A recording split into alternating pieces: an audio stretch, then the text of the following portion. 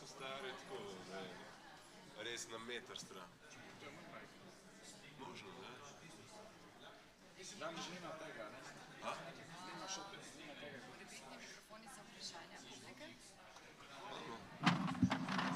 Hvala kot študentu, ja. Kdo me je to olupil? Ej! To pa ni fair zdaj.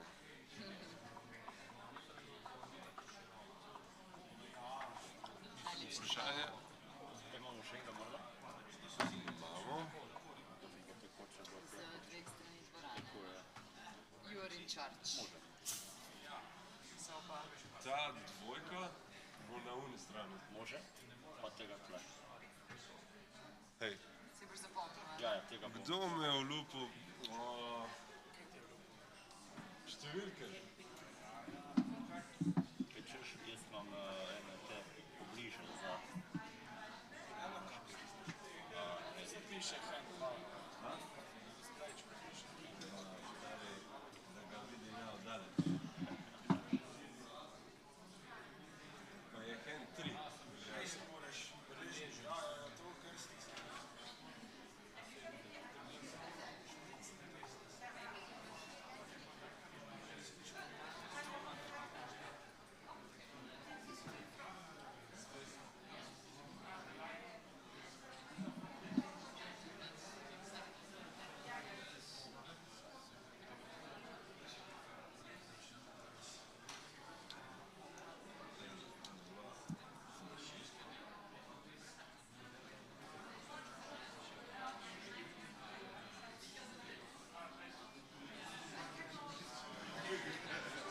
Evo, to je za te strane. Čakaj, To stran. ta je sem, ta je pa za kje.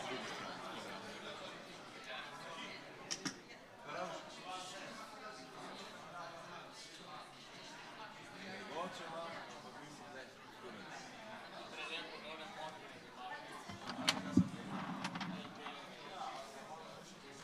Ne, pa če je lepo stvari.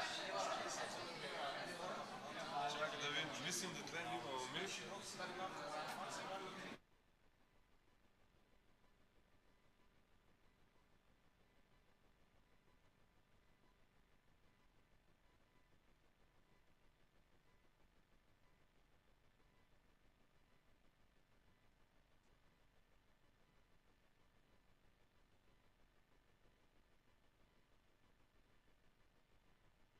Že na našem. Okej, okej.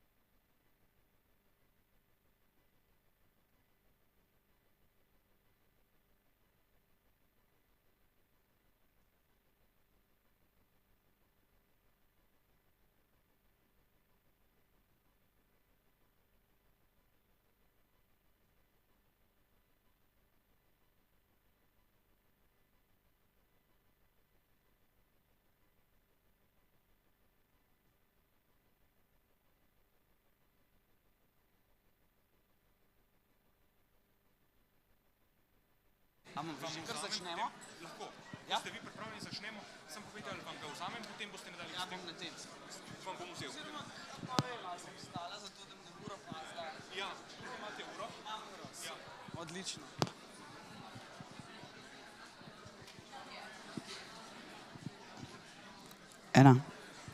Ena.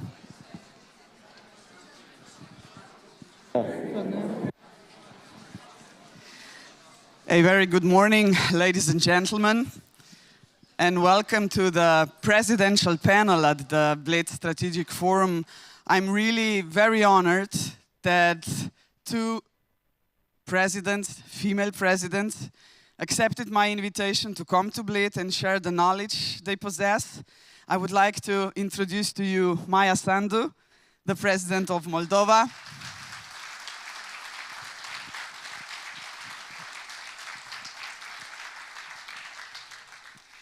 Katerina, I will not say your second name again because I had to practice yesterday for the speech and I was okay, but today I wouldn't dare to say it again. The President of the Hellenic Republic, dear Katerina, welcome.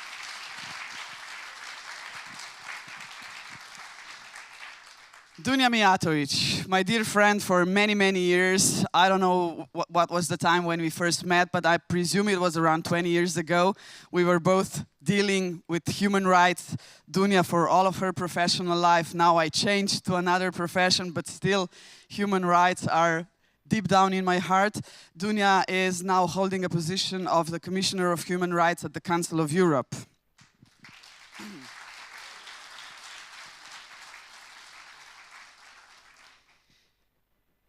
I have decided this year to ascend the problems that the youth, the young generation, has in not just on the Western Balkans. We have to be aware that even countries inside the European Union are facing the brain drain. And this is the problem we all have to be aware of. And that's the reason why I invited three young people. Mirjana, from originally, I have to say originally from North Macedonia, because I do know that deep down in their hearts, despite the fact that they left their own countries, they still feel the nationality that they originally belonged to. So welcome Mirjana from North Macedonia.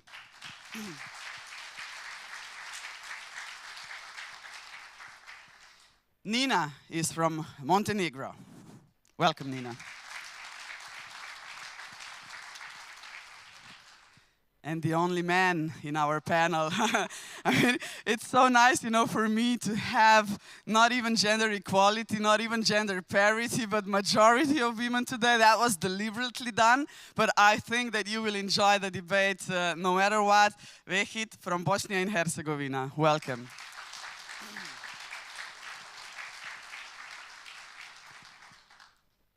We do have 1 hour and 15, and I have to say I will be sharp on time because afterwards I have other obligations, a lot of bilateral talks, but 1 hour and 15, I think that we will all enjoy the debate. We will try to be sharp and punctual.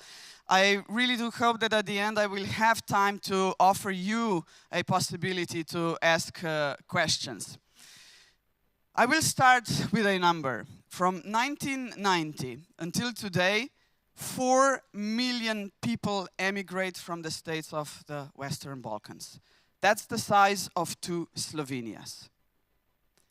And if this is not going to wake us up, I don't know what will.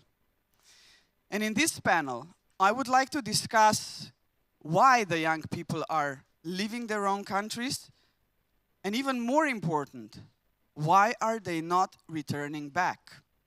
I do understand, you know, that people want to go to study abroad, maybe the topics, the subjects which are not available in their home countries, but most of them, unfortunately, do not return back. We have one example here, and I will start with you, Nina, because Nina left the country, came back to try to help her own country to develop, to become different, but she emigrated again.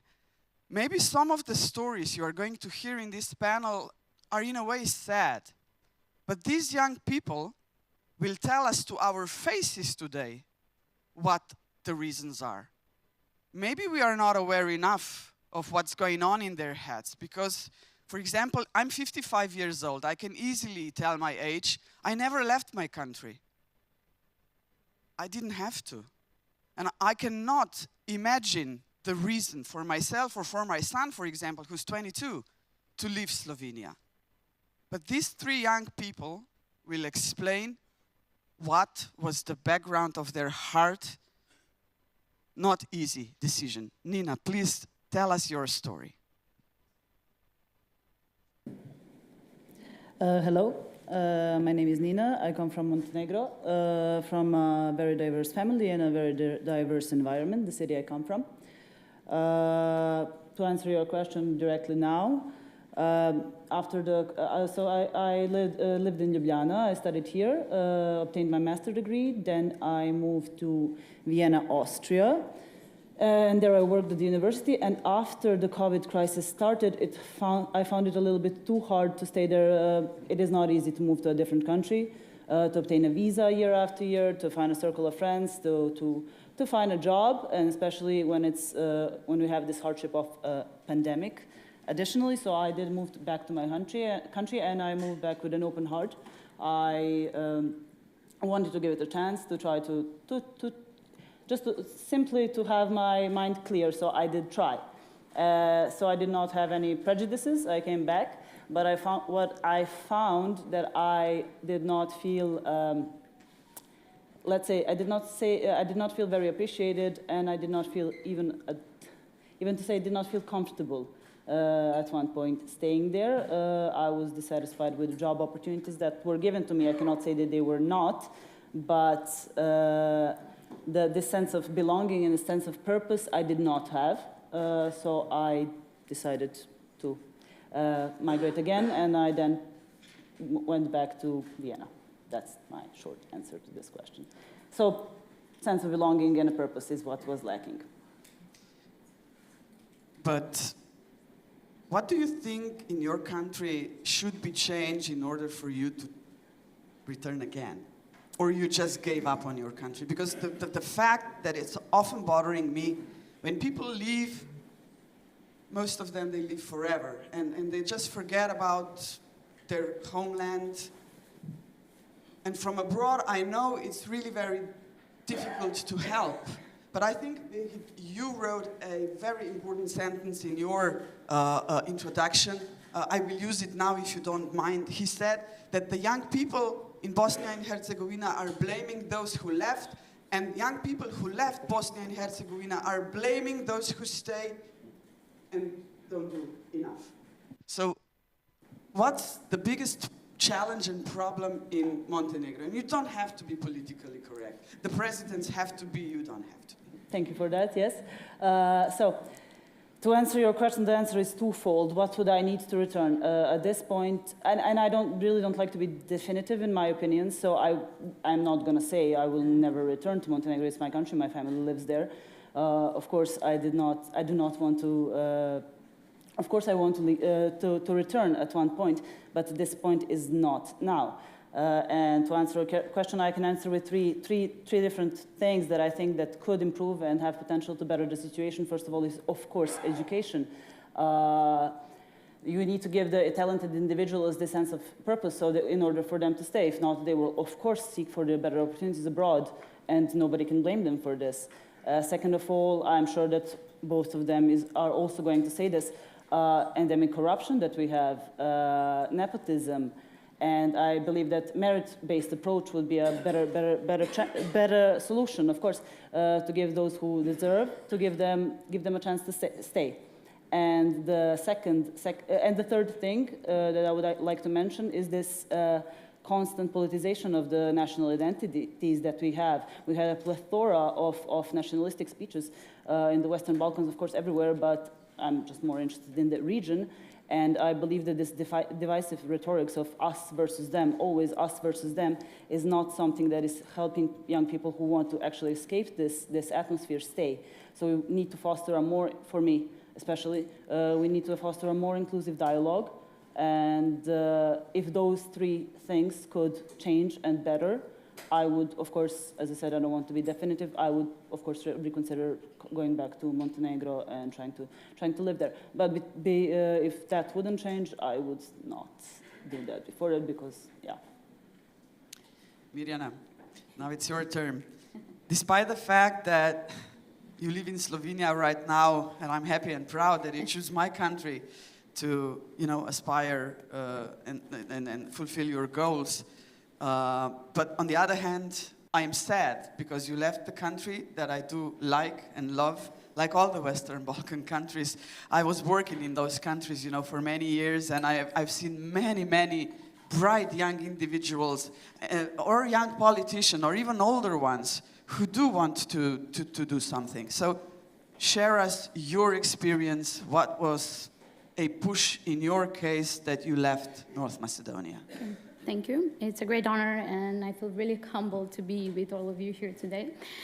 So the main reason I decided to leave North Macedonia and come study abroad to Slovenia was actually the socio-economic surroundings of the country at that time, and definitely the political discourse, which sadly is still the same. I've been living here in Slovenia for 15 years now, and still the political discourses that are active in the Balkan countries, especially in my home country, is populism, nationalism, nepotism. So at the time when I was 18 years old, the only way that you can prosper and that you can become something in my home country was to belong to the right or the certain political establishment. So this was the only way. No merit-based system, no space for critical constructivism, actually no space to express your freedom.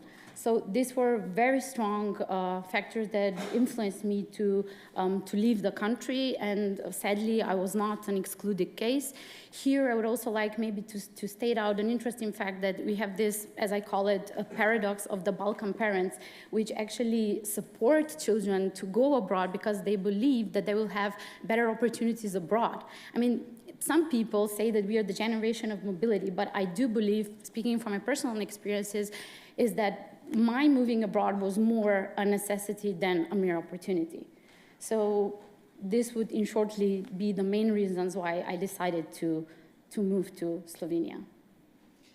I have to ask you, do you have any plans to return to North Macedonia?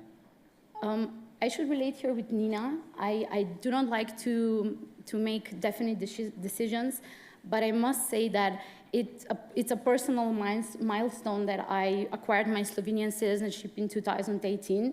It's been not easy path. It's been a difficult road, but here currently I am fulfilled. This is the place where I found myself. So I don't know. I'm really sad that my country did not offer that. And now that I'm developing professionally and personally in another country, but I can say I'm lucky I have two countries. You said that you acquired a Slovenian citizenship in 2018. Sorry to ask, but was this a sad or a happy day for you when you took an oath to Slovenian constitution? Yes, it was one of the most emotional days. I gave the oath on my birthday, so the symbolics were there. I was very happy, I must say. There were tears, but mostly of happiness. I mean, getting the Slovenian citizenship does not mean that I stopped being Macedonian. I cannot change who I am, and I'm proud of it. I'm really proud of my Balkan upbringing. But for the time being, this is where I'm living, and I'm happy with my choices, and I'm happy that I'm part of a country where I'm accepted for who I am. So it was a happy day. Thank you, Mirjana. Vehit, the only man in the panel. But I will ask you this question. Is it harder for women in Bosnia and Herzegovina than for men to be successful? Yes. Okay, short answer. You're a man, and despite that it's easier for men, you left the country. Tell us, please, your reason. My reason, okay. Excellencies and ladies and gentlemen, distinguished guests, I will start by saying that this is the biggest honor in my life. to be here with you today, but yet I would exchange it in a blink of an eye just not to be here. I come from the most complicated, but still most entertaining country in the world, Bosnia and Herzegovina. Yesterday we heard that it's Montenegro. It's Oh. the land of sun and fun. We are competing. Why did I left? But I actually never left. I'm still there and I will always be. We have to be aware that, I will be direct. I hope that you will grant me an immunity maybe for this, but we are one of the most corrupt, we are one of the most corrupt societies in the world. My people, we are cursed with corruption immediately upon birth, as parents have to bribe public doctors so their newborn babies have to receive proper care. And those babies have to spend the rest of their lives trying to wash down the invisible stains of corruption. Now, for girls, it's even harder. They mentioned corruption, they mentioned nepotism. Corruption and nepotism, yes, but in Bosnia and Herzegovina, we have even bigger problem when it comes to jobs, so I will go straight to jobs for young people. Because in order to get a prosperous, stable job in my country, you have two options. One is to become a member of a political party, which is not a problem in most countries, right? But in my country, we are three major nationalistic political parties that are constantly spreading hate speech and nationalism and trying to divide instead of reconcile this population. This option, this choice, represents a suicide of humanity. You have to kill all of your beliefs, and believe me, you have to be ready to turn away your head from more than 50% of your countrymen. I couldn't do that. The second option is what Nina and Mirjana mentioned. And yes, young people in my country, they tried. My co-thinkers, my students, my friends, some of them tried. Eventually they left, but you can blame them or not. Some were afraid for security, some simply didn't want to raise their children in a society where your name takes precedence over your ideas, your knowledge, and your beliefs. And interestingly so, all of them, most of them, more than 90%, chose European Union as their new home because that is the place where they could protect, rebuild, and foster those values that they were protecting from our society. That is why I said that we are one of the most corrupt societies in the world, and I think that Ms. Dunja would definitely agree with me here on this one. But if I may, you asked me, why did I leave? I never left my country. I left 5 times, but only to get knowledge and to learn things that could improve the situation in my country. Because I feel every human being in my country. I use this term intentionally, because if I say that I feel citizens, some will be left out. If I say that I feel only my people, because of my name, probably 2 other ethnicities will be left out. So I feel our suffering, I feel our confusion, but there is a way out. Things can change easily. It is my responsibility, it is my duty, it is a duty of young people. But I'm here and I speak for those who left and for those who stayed. It is interesting that my people never consider me diaspora simply because I never gave up on my country. I don't want to speak bad things only with smart people about my country. I can say bad things. But the thing is that I'm here for those young people. We ask for your help, patience, guidance. We look upon you. And after all, we come to you day by day in huge numbers, but most of us would rather visit you as friends and tourists. So I hope that you will take this into account. Thank you. You know, when we had a conversation a couple of days ago preparing for this panel, you said to me that your first trip abroad was, above all, China. You didn't go to the European Union country, but to China. Why China? And most of all, I would like you to tell me the story about people from Western Balkan countries being together in China. You didn't care about nationality and ethnical origin. You were there as a group. But whenever you come back to Bosnia and Herzegovina, this unity is just gone. Mirjana, if I may, that is another paradox of Western Balkans. We always find strength when we are abroad, and we don't care about names, ethnicities, our passports, we don't care about anything. We can be ourselves in other countries. Why China? Because I saw that many left to European Union, but few, I could even say none, came back to help to change the situation. I thought maybe there is a different set of values that I'm not talking about political values, but I'm talking about values that you mentioned yesterday, solidarity, trust, something that maybe could be rebuilt in some other countries. I left to China and I met amazing people.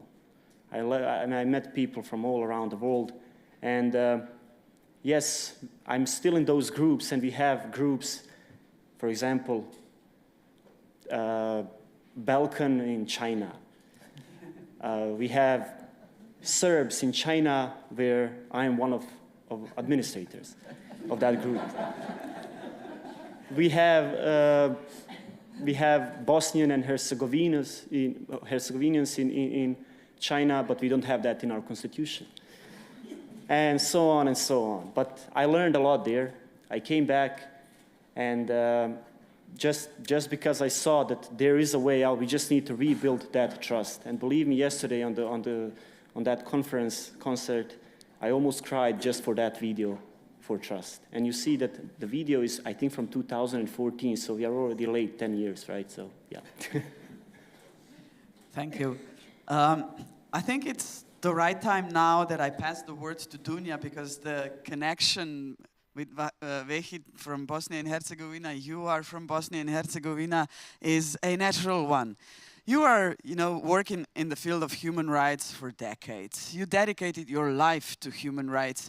And whenever we had a discussion, Dunja, you were always, I always felt that you are still strongly connected to your homeland, despite the fact that you left many years ago. But you are going back regularly, but it's maybe, one of your duties to go back. You go to many countries. So from the perspective of the Commissioner for Human Rights of the Council of Europe, how do you see the progress in the countries like Bosnia and Herzegovina, the Western Balkan countries, Moldova, Ukraine? We will discuss this with my honorable guest, Her Excellency Maja Sandu, later on. Katerina will share the knowledge that she possesses about Western Balkan and European Union issues regarding youth. So, if we discuss human rights, do we only see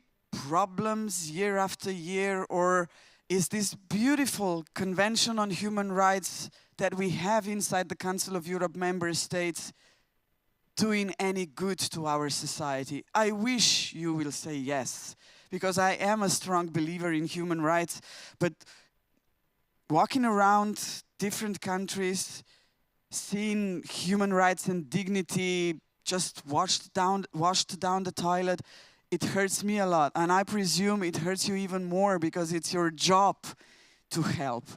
Please tell me your point of view, and of course connect your reasoning to the young people of Europe. Thank you. Thank you, President, and thank you for inviting me. I'm really grateful for the opportunity also to return to Slovenia and to Bled. I think I attended one of the first Bled strategic forums when we were still discussing the future also of the Western Balkans and trying to see the resolutions in a very complex situation. Listening to these amazing young people, I can just confirm what they said, and it's based on my work, my trips. Anything I do by talking to people. I do listen, of course, to the politicians, I speak to the institutions, but people are the ones, ordinary people, are the ones that are actually giving me the pulse on what is wrong in certain societies. And in order to answer or to try to answer some of your questions or some issues that I wanted to raise today, I have to be, but it's not unusual for me, like non-diplomatic in addressing these issues if we want to hear what's really happening in our societies. And I do not think I need to tell you more because most of you attended Leaders' panel yesterday. I left, I was poisoned with the attitude of our leaders. I could not grasp the way they were addressing their voters, their audience, their host. And I'm grateful to see Prime Minister Kurti here listening to us today. Maybe I'm wrong, maybe there are more politicians here, but I didn't see any. Because it's not a joke. It's not about joking what's happening in the Western Balkans. It's dangerous what is happening. And President Sandu can talk about the danger of the influence of the Russian Federation and the way it's coming softly inside. It was already there long ago. So in order to say all these things, I also have to take off my commissioner's hat and to talk as a proud Sarajevan, as a person from Bosnia and Herzegovina, and I definitely always stayed connected, and I will stay connected to my country, because it is my country, and I'm very proud of it, regardless of the politics that is ongoing at the moment. And that's the reason, that attitude, the way the politicians talk to each other, the way they address issues, is the reason young people are leaving. Let's be honest. In addition to this, there are no jobs. There are no possibilities for them to expand their sort of, interest, to see themselves as a free citizens living in a democratic world. People always migrated. During the former Yugoslavian time, people were leaving. My parents left for Austria. I mean, that is a normal thing. You cannot stop people leaving. But the reasoning at the moment is quite different. And when talking about human rights, it is true, and you rightly just stated, that human rights are becoming something that is almost untouchable in certain discussions. Here at Bled, we are talking about global security, but where are the human rights? The basic of everything that we established and that we call democracy. And in order to live in democracy, you need to pay a price. And that price is also human rights for all, for each and everyone, not just particular groups. Why we have this situation even within the European Union? Your foreign minister yesterday said it very clearly. It's populism. It's the far right. It is the way, certain things are addressed. We can ask ourselves, why are people dying at our shores in our continent, Europe? Why are people beaten at the borders of different skin color? Why do we have women's rights attacked in the countries that are calling themselves democracy? Why we are chasing LGBTI community in many of European states? So it is more than just Western Balkan. But the Western Balkan is very significant within the European infrastructure and architecture. And young people that are leaving, that are contributing to the overall success of many countries. Of course, they want to return. I returned on many occasions, and then I went, and I left exactly because of those reasons, because I didn't want to declare myself to belong to certain, ethnical or political group, because I wanted to be independent, and I could not. And I found a way to be independent by working for international organizations without political support of particular political party of my country. But that's just, one example. What I think is also extremely important is to find a way to reach out to young people, to win hearts and minds. And we cannot win hearts and minds without talking about human rights. We need to return in believing in human rights, because everything starts from that point. We cannot talk about economy, about progress, but saying, you know, let's put human rights on a side. Western Balkan is the region that is still glorifying war criminals. Western Balkan is the region where you still have denial of genocide, for example, denial of genocide that happened in Srebrenica. So how we can talk about anything that is called progress and moving towards European Union when those issues are not even partially tackled. So there is just ticking the box and not actually working on making sure that there is a true path to the reconciliation and also talking about the truth. So sometimes, you know, we need to be very direct and very honest when talking about these things. Of course, you know, we do not want to be just critical, but how can you address those issues and trying to sugarcoat the problems that are deeply ingrained in the society that is very much hurt, and it needs to heal and to reconcile. And it can only do this by people being able to return and to engage. And, you know, as you said, you worked in many parts, and when I travel, I just came from Montenegro, where I have roots, and I'm traveling to all the places. You know, I feel at home. You know, I'm here at home. I'm not citizen of Slovenia, but I feel this as my country. This is something that stayed from, you know, time before. I was recently in Kosovo meeting government and civil society. I felt at home. You know, so it's for all of us, I do not think it's a problem in engaging, in talking, even if it is different language or, you know, slightly different culture. But what is very problematic is the attitude of our governments and politicians towards people, towards young people, towards, you know, people that are critical of their work, people that do not believe that they will do something good, and that's why they are leaving. So the question yesterday, I would ask it, I was able to moderate, is, okay, they are leaving, but why? You know, they're working as waiters, which there is nothing wrong with this, in different countries.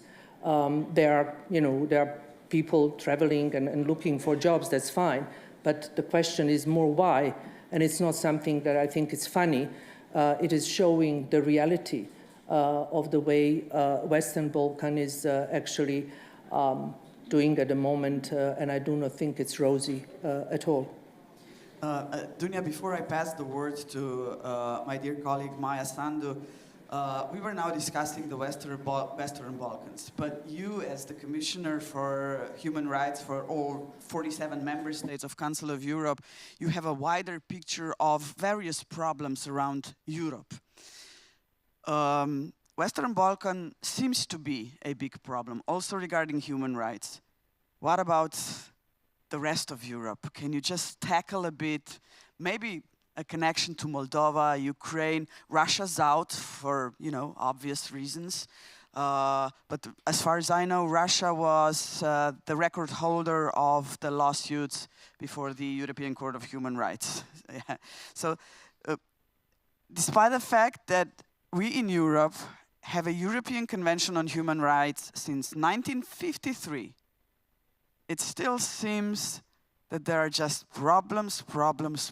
I will just tell you one story. When I was working in Belgrade, I took a taxi from the airport downtown, and the taxi driver asked me, we were chatting, you know, what's my field of work? And I said, oh, I deal with human rights.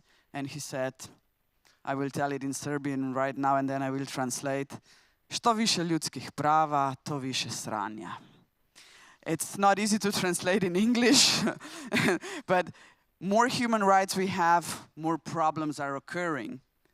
I do not want to believe, you know, that this is really... People are laughing because I didn't translate directly, I know, because most of you do understand Serbian, but so I was politically correct. So, Dunja, from 1953 until today, do you see the light at the end of the tunnel. It's not going to be perfect. Never. I'm aware of that fact. But the violations that we are facing today in a modern society, it's just one sentence I can say. I simply do not understand. What's the reason? Are so many bad people walking around this planet? Please, the rest of the Europe, where do you see us? Where is Europe going regarding human rights? It's a $1 million question, but I'm still hopeful and I'm still optimistic. Otherwise, I would probably not be able to do this job. But you mentioned Moldova, we started with the Western Balkan, and of course, that's something that is a topic of this panel. But at the same time, I think Western Balkan also needs to understand, and the leaders in the Western Balkan, that we are just a drop of of all the problems happening in Europe and beyond. You just need to go to a country that is bordering Ukraine, and that's Moldova. The president will talk more, but I was there many times during my career, and I was there in March, at the beginning of March 2022, just after the full invasion started, in order to start working with the refugees from Ukraine and people leaving the country because of the war. And I went to the border in Odessa Oblast.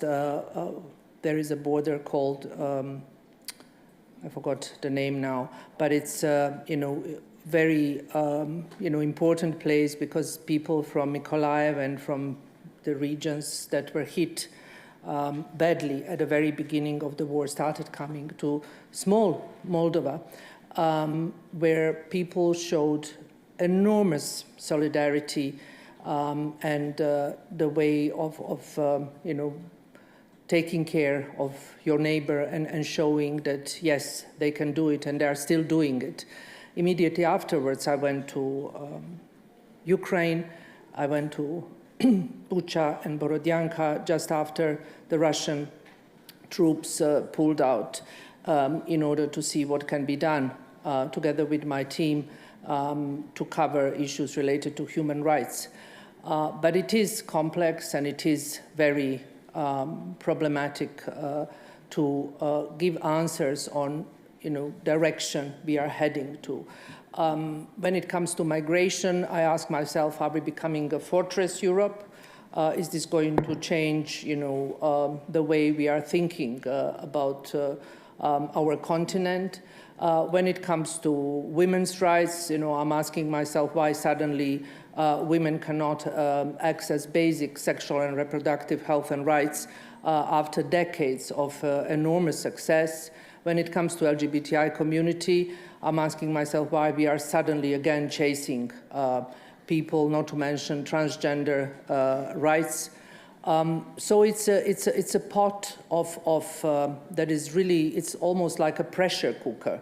When I see what happens to people in different member states of the Council of Europe. But still, there are leaders and there are ones that are holding a torch of human rights. And here I'm talking about young people because they ask me for more and not less human rights. So they are my kind of compass in addressing the issues and doing my job, because they do not want to live in some kind of fortress. They do not want to live with wires and walls, concrete or electronic.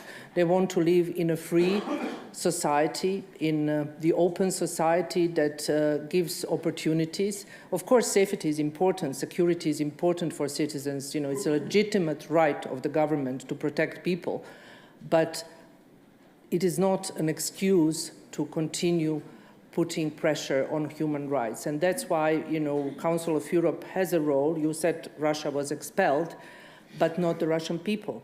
We are still working with human rights defenders, with journalists, with many people that are also working in Ukraine and trying to help their colleagues. So we need to keep the bridges open for the future which is also the role of the international organization. Multilateralism is something that I think also needs to be promoted more than ever before. Thank you, Dunja. Madam President, Moldova, when I'm listening to you, I often hear the sentence that you are grateful to Ukraine because Ukraine is defending on your behalf as well the values of European way of life, youth in your country. You're a politician for many years already. You've seen everything in your country. You're now the president, and you have to be a kind of a mediator between different political opinions. How much of your time you dedicate to young people, and what's the main problem for young people in your country? Thank you very much. You know that 2 days ago we celebrated Moldova's Independence Day, and we reminded ourselves what independence, what democracy, because even though Moldova's democracy is still fragile, but the independence brought democracy to Moldova, and what it means for us. And of course, it means freedom of speech, freedom of criticizing the government and the politicians. It also means the freedom of traveling and of leaving the country. And I just want to add to the statistics that you brought here today. In the last 3 decades, we saw 1 million people leaving Moldova. And of course, many of these people are young people. And just to put the figure into a context, Moldova has today around 2.6 million people living in the country. So 1 million people abroad is a lot of people. And these are young, courageous people. These are people who believe in democracy. And they actually do help us at elections because many Moldovans, despite the fact that they live abroad, they do participate in the elections. And to me, this is a clear sign that they didn't give up on their country. They are very much interested in what's happening in the country and trying to participate in defining the future of the country. But this is a big issue, and even though the rate of migration is smaller now than before, but people continue to leave. And it's basically the young people who continue to leave the country. Why they do leave the country? Because of several reasons. Because of the lack of economic opportunities, and this was a very big issue in the past, because of the transition, because of the prolonged and difficult transition to the market economy. They do continue to leave now. For instance, every time I meet with people in the diaspora, I meet people who tried to do business at home and they failed, and who are very successful in doing business in many EU capitals, which means that they're very good, that they have the entrepreneurial spirit if they managed in a foreign country to be successful. And it means that the problem is at home with our business environment, with our institutions, some of which still harass the businesses and don't understand that the economic development means supporting businesses and creating the right environment. Freedom. We do have people who left during the darkest times of our history, when we had regimes which were trying to become authoritarian, regimes, governments which didn't respect the basic human rights. And that's why many young people, since they have the choice, they just left to live in countries which respect their human rights. The education is an issue. We have brilliant young people who leave Moldova to study in the best European or world universities. And they are just making the best decisions for themselves, because education is the most important investment. So this is just pointing to the fact that our university education is not good enough. And we have to work much harder, because once these young people leave for universities, it would be good if they would come back, but they are not coming, or very few of them are coming back. So there is plenty of issues we have to work on, and of course we started to work on these issues, but we understand that we'll have to make a critical mass of improvements across the board to change things for better with respect to human rights, with respect to meritocracy, as you put it, with respect to the business environment, with respect to the quality of health and education and so on, to be more credible for the young people to decide to stay in Moldova. So it's not easy, and you're right, a lot depends on the quality of the government policies. And I just want to speak a little bit about my own example, because I did leave the country at some point.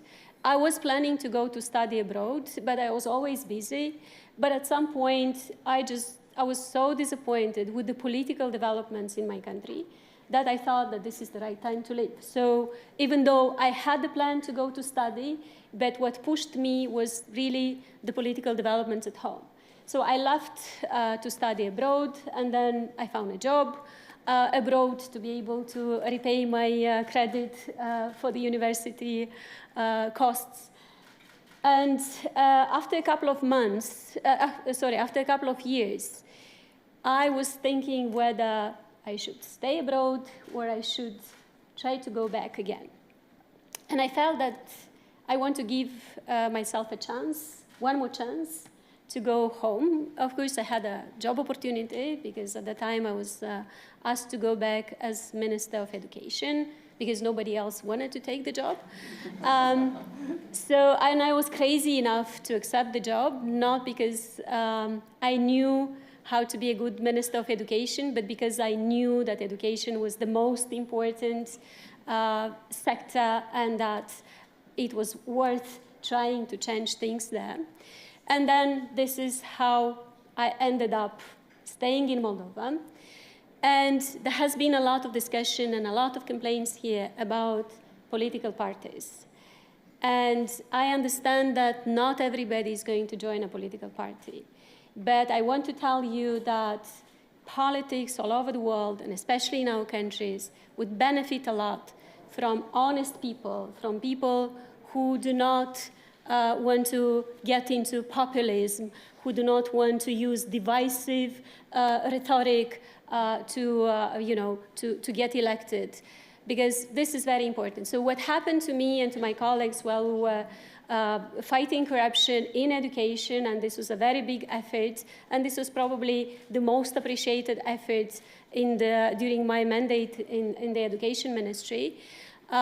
We realized at some point that all the political parties in Moldova, all the political parties which kind of had some popular support, were corrupt. And there was no one to vote for. There was no one to trust anymore. And of course, there was no political party which would support the reforms that we initiated in education and which were needed also in other sectors. So as crazy as it sounded, we thought that we should have tried to create a political party. And believe me, I had no idea how to create a political party. I didn't have any willingness to become a politician, so I didn't plan to become a politician. We had no money, we had no media, so we had nothing. We just had the desire to see whether we can do something different, because otherwise I should have left the country, because there was no political party, there were no politicians whom we could vote for and hope that they will change things for better. Do you regret this decision, Maya? Well, I had no idea how difficult this was going to be. So I don't know what was the decision, if I would have known how long this would take and where this would bring me. But I don't regret it, because people supported us. And I'm not saying that it works 100%. It worked for us. We had to work hard. We had to create a political party during a regime which was becoming more and more authoritarian. It was risky.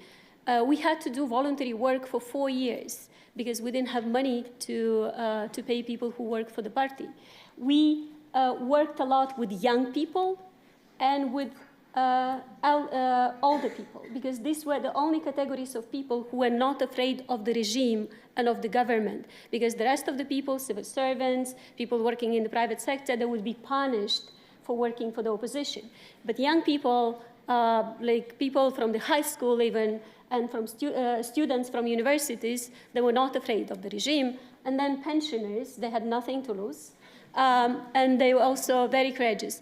And that's how we managed to change things. Of course, we still have to make things irreversible in Moldova, but we have managed to change a lot of things. And we have started a difficult, a time-consuming fight against corruption. This is never easy, but today in Moldova we have full political support in the government, in the parliament, in the majority in the parliament, and we will continue with this. So what I'm trying to say is that there is too much at stake, and we need to try. We need to get young people into politics. We have today probably the parliament with the biggest number of young people ever. We have a quota for women, and you know that we have 40% of our members of the parliament are women. But we also, in the political party that I established with my colleagues, we have a quota for parliamentary members for young people. And we do have many young people in the parliament today. We do have many people in the government today, many young people in the government. And we do have some of the people from diaspora who came back, my advisor here, and many of my colleagues who returned from abroad. Of course, this is not yet a critical number to make the change. And we understand, as I said, that we need to make a lot of efforts and a lot of reforms to convince the young people, first of all, not to leave, and then at least part of those who left to return to Moldova. But I would just encourage again the young people, people who believe in meritocracy, people who believe in the EU values, in democracy, not to be afraid of politics and to try it. I'm not saying again that it might work 100%, but there is a big chance that it will work, because people do appreciate, the voters do appreciate integrity. They do appreciate the fact that you talk to them, common sense, that you tell them the truth. Sometimes the truth is very difficult to tell. For instance, when we did the reforms in education, and the passing rate at the baccalaureate dropped from 95% to 48% because of the anti-corruption measures that we took. You can imagine that a lot of people were upset with us, parents, kids, but slowly they realized that this was the only way to bring justice to system, because we wanted those kids who studied hard to get the best results, and those who didn't study very hard, to understand that they have to change their attitude, and it was not for the parents' money to substitute for their hard work. So we just need to continue. We need to be more optimistic. There is a lot we need to fix. It's the climate change, it's the corruption, it's the human rights issues, it's the bad governance, but it's the youth is to benefit the most from the efforts that we are taking today. So the youth should get more involved, including in politics, in governments, in parliaments, to make sure that the policies are right for all of us, and including for you. Mirjana looks skeptical.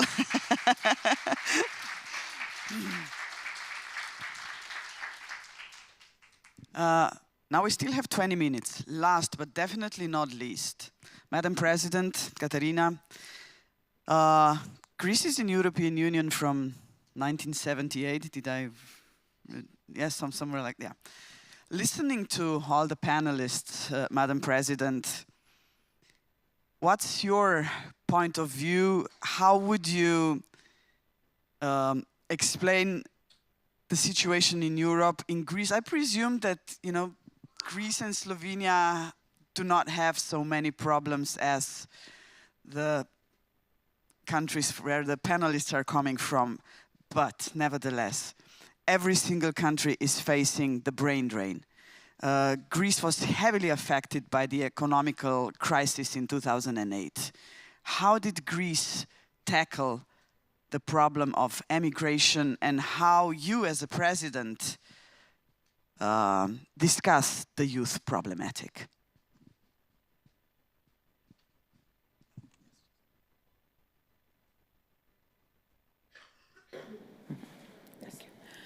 Thank you, Natasha. And I'm glad to be here and have the opportunity to meet with Maya, Dunya, and especially these young people.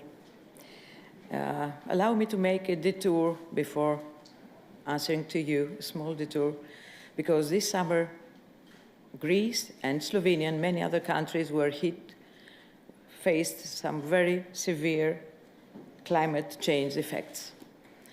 Floods here, very severe. As you told me yesterday, I didn't know the extent of it. And Greece is still facing wildfires. I think what we need is try to face this situation, to tackle this challenge, because if we don't have a planet to live in, we cannot protect human rights or anybody. We need the planet in order to live in peace. So, and this is why, as you know, we made this declaration as presidents of Araiolos about the Mediterranean, which is our home. And I hope that we'll continue this way. Secondly, I listened to these young people with particular interest to their interventions.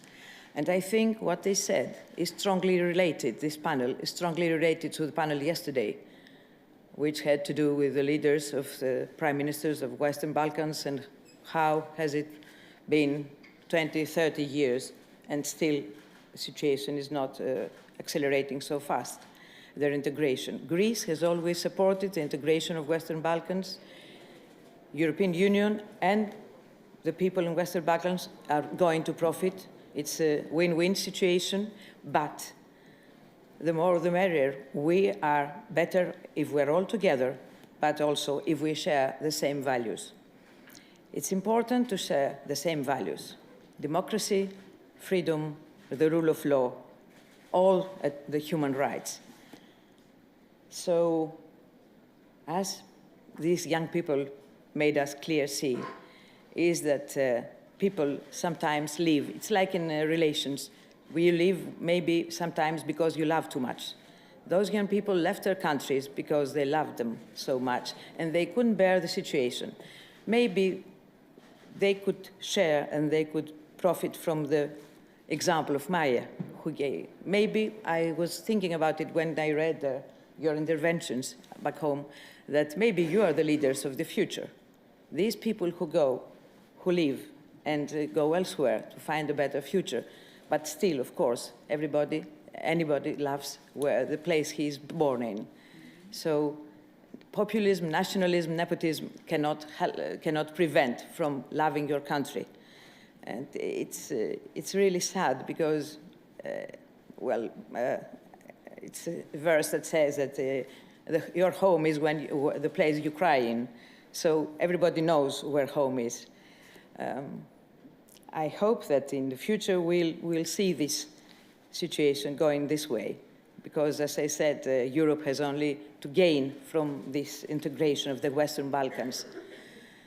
As for the brain drain, I think it's a basic difference.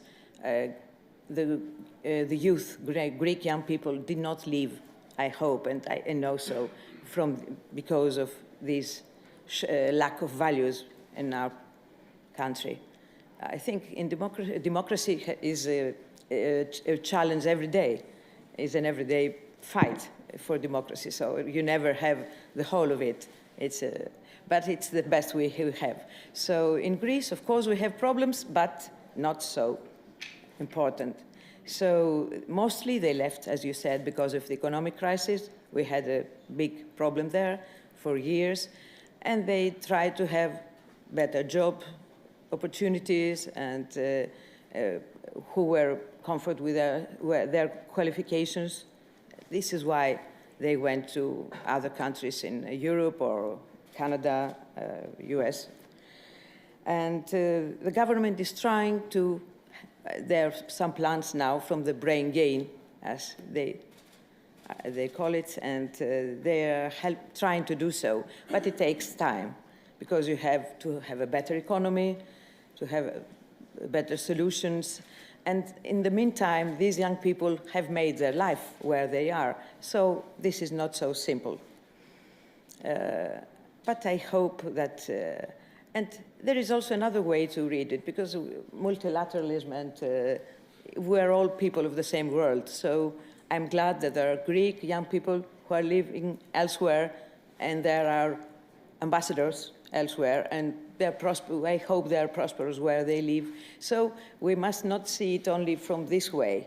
I find it's more important than these young people from the Western Balkans. Of course, it happens in many other countries, but we're speaking about Europe now. It's important that this human capital is not lost from their country, because you are the future. So if we all try and build a fair society and maintain it this way, and equal, and give these opportunities to grant young people, I think things are going to go in a better way. Madam President, what would be your advice to Moldova and the Western Balkan countries?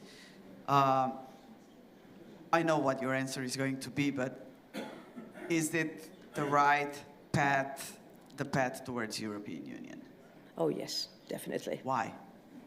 Is European Union doing enough to welcome these countries? That's probably the question we have. It's like democracy. Sometimes. It's not perfect, but it's what we have. European Union is our home. It was created from some countries. Greece entered later, but before others. Slovenia, other countries entered in 2004. It was during the Greek presidency. It was in Athens, I remember the case. We have problems still. We always have. There are problems wherever people are, but it's the best we have, I think. And you see, it's also relevant why all these migrants try to come from other places. It's not only economy. It's the values that the society shares.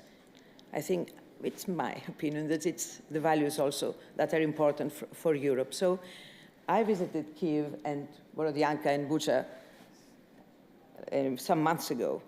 And what Maya said is it's not only for Moldova. Ukrainians are fighting for all of us because they're fighting for European values. Of course, they're fighting for their country, their independence, but actually so if they want to be a part of the European Union, yes, we must all be together, yes. As long as we share the values, and that's why the majority of the people have to share. It's also democracy. We don't need the total. Definitely. I often say we respect minorities, we respect, yes. So we respect everyone's opinion, but the majority, yes, it's good to have these values. Thank you, Madam President. 10 minutes to the end. I will now offer you a possibility to ask questions to my distinguished panelists. Do you have any questions? If you don't, we can, continue the discussion for hours and hours. But if you do not have any questions, I will provoke one lady that I see here in the audience to explain her story. My dear friend Emilia, you came from North Macedonia as well. She's today a minister in Slovenian government. And please, just briefly, what was your reason to leave your country? This was not expected. I know. Hello, so I'm Emilia. I will come to you. And I almost cried when Mirjana was speaking. I came to Slovenia exactly 21 years ago. It was 28th of August, it was yesterday. I also wrote a post yesterday about that. The reasons were the same, just like you were speaking all. And you were saying both countries are your countries, but at the end, none of the country is your country, because it's exactly what you mentioned. The people in your country don't like you because you left the country and you're not helping them. And in your new country, I love Slovenia, but I will never be a Slovenian, as hard as I try. And it's really, really difficult. It's not that I don't like to go to Macedonia, but the values there are still not. Yesterday, I was very disappointed, and the commissioner mentioned that. And my state secretary is from Bosnia, so we really understand how it feels. And we were exchanging texts. Nothing changed. 30 years after, nothing really changed. And there is no future, because after today's discussion, there is no one young people living in Macedonia, in Bosnia, in Serbia, Croatia, I will not list all the countries now, that would like to stay in their country. It's about the values. Yeah, I came here to school, but I really came here because I couldn't see a future in my country. And now I cannot see a future in that country for my children. I don't want them to live in a country like that. I really hope that this will change, and again with Aida yesterday we were exchanging, we hope that 30 years later we are not going to sit in the same room and listening to the same discussions. I'll give you a hug. She's crying a bit right now, but I know those are the tears of, how can I call your tears? The tears of, not sadness, but the tears of not having enough power to change things. You were saying, 30 years have passed and nothing has changed. It hurts, and I see it hurts you more than it hurts myself, because you have a different experience than I do. Let's wrap up. We have 10 minutes more. I will give a floor to each one of you for 1 minute, just to give me your final reasoning, maybe your final thought. What do you think is the most important thing for young people to be changed in your countries, in European Union, around the globe? We didn't have time to tackle planet changes, climate crisis that we are facing right now, but I am advocating all the time that we have to do something for the generations which are coming, after us. We do not own this planet. We inherited this planet, and we have to do something. Without young people, again, there is not much to be done if you are going to be quiet.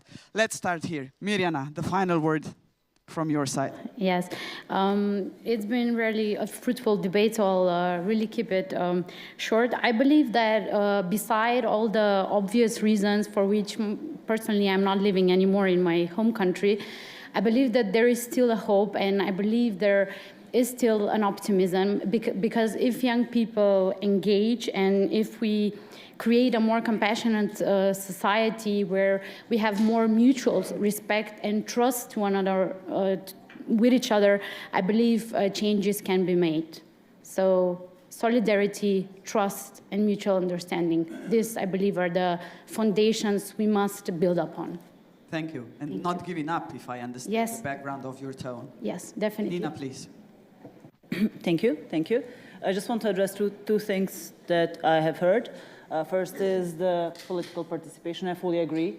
There should be more. But when one in a country has such a fatigue of political process, and nobody, and the youth does not have trust in the institutions, and as we heard last night in the speech, trust is something that we must have. And when that's not present, it makes the situation a little bit harder, because from what I know, most of the youth don't even believe in a notion of democracy, or don't even understand what democracy truly is. I believe that must be changed for the things to get better. And we need to, even though we have, our country is plagued with many different problems, they cannot dictate our future forever. We cannot let that happen. And at the end, I want to conclude, as long as the political stagnation, corruption, and the antiquated system of belief relating to the human rights and the values, I fully agree. Most of the migrants consider themselves economic migrants. For my case, that's it's not the case. As long as these things persevere, brain drain will too. That's all. Thank you very much. Thank you, Nina. Madam President, Maya, your conclusion? Well, I am optimistic. That's why I continue to fight. And I do believe that we need to believe and to try again and again, because this is our world. I do believe it's very dangerous that we take democracy for granted. I do believe it's very dangerous that we do not that people do not understand, and especially young people don't understand what democracy is. I do believe that sometimes we speak in very general terms, and we need to learn to speak in simple terms. I find this difficult for myself as a politician when I go and have to explain to people why we have to support Ukraine, because we have to defend the values, because a democratic state is about respecting and valuing the life of every single citizen, and that an authoritarian regime cannot be good for the people. It's difficult when you need to show that democracy delivers despite the very difficult context. And one thing that I've learned from Moldova's transition is that to be able to strengthen the support, the public support for democracy, you need to be able to deliver on economy, on economic opportunities.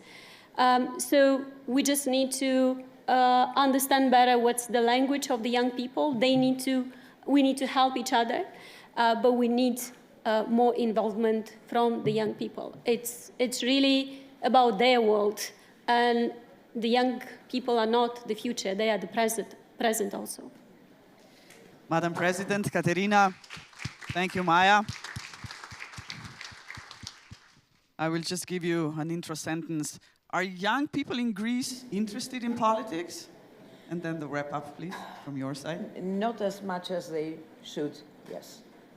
It would be best, I think, but because fatigue is everywhere, and the political system does not always gain,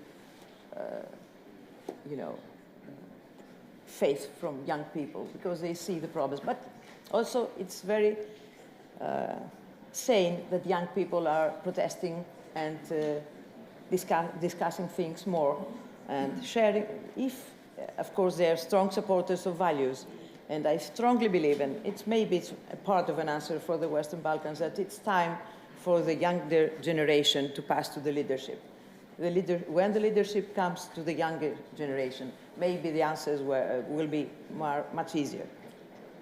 They have to, stop the relation with the past, some of these countries. You were really very right, Katerina, to mention climate change, and I'm really sorry that we do not have more time to elaborate on that. Are young people in Greece interested enough to do something to help our planet? Yes. That's especially young probably, people. It's all about young people at the end. Mm-hmm. Are there enough, like NGOs? Are the politicians discussing this with young people? Yes. And maybe this is what gives us hope, yes. Especially young people, and they're pushing the political system to do so. So I think it's... So there is still light at the end of the tunnel on our planet, but it's on youth, it's on young people, yes, okay. Dunia, your wrap-up. You've heard, what would you recommend, suggest to us and to the audience? I mean, the rain is falling, so I'm thinking of all the people that lost their homes, and then my thoughts are really, again, on the environment and what is happening here in Slovenia, what is happening in Greece, and in many other parts. And then, my additional thoughts are on youth. They are the driving force behind everything related to environment. Sorry, politicians are more just talking about the environment, but they are walking. They are the ones defending rivers, they are the ones defending our mountains, and all those wonderful places that are in great danger now. So if the politicians lose their sight of the importance of the environment for future generations and for young people, including children that we are forgetting most of the time, because they are also the ones that are shaping the world with their sort of thoughts on the environment. So we go back to literacy and the way we will also make sure that people are making sure that children and future generations are equipped enough in order to understand the dangers. You mentioned, Dunia, sorry, I have to speed up the process, education. And I will pass the word here to the young bright man from Bosnia, Vahid. You said that you tried to travel around your country and get rid of the prejudice about the ethnic origin. But the biggest problem in Bosnia and Herzegovina, as far as I see it, was the educational system after the war, that Serbs were going to Serbian schools, Croats were going to Croatian schools, Bosniaks were going to Bosniak school. So this was a clear mistake from my point of view, but please correct me if I'm wrong and wrap up your final thought, please. Yes, you are right. We still have 2 schools under one roof. Honestly, if I was younger, maybe I would even bomb that school, because that is the crux of the problem in my country. Yes, I managed to break the ice with a lot of people around my country just by being myself. Once they see that my idea is stronger than my name, as I mentioned, then they look me in the eye.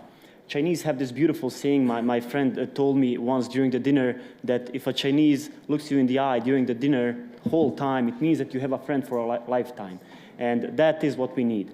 To protect the humanity, Ms. Dunja mentioned children, protect those childhood values in yourself. Just make a comparison between today's panel and yesterday's.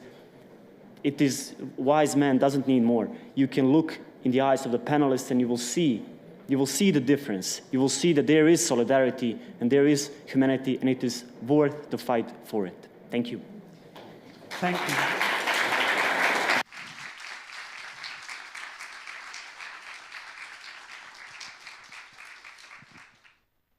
It's time to conclude. I know that we could continue for some more time. But, you know, for the end, I would just like to say a quote from Martin Luther King Jr. I often use it. It's really a meaningful one. He said, "Our lives will end the day when we become silent about the things that matter."